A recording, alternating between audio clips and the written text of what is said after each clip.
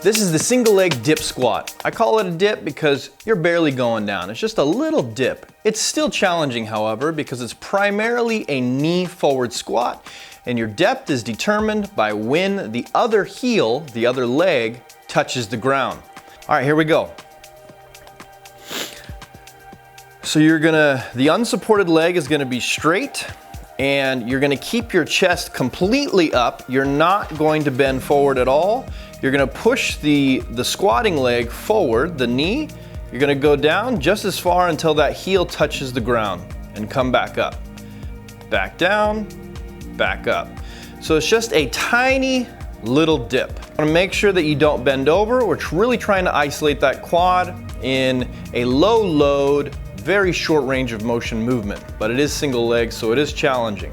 So go down just until that heel touches the ground, back up. Other leg.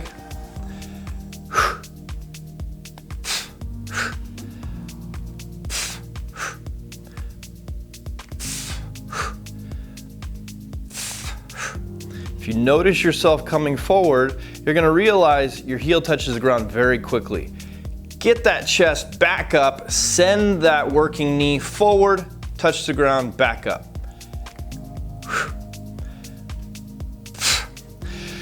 That's it. I call that the single leg dip squat.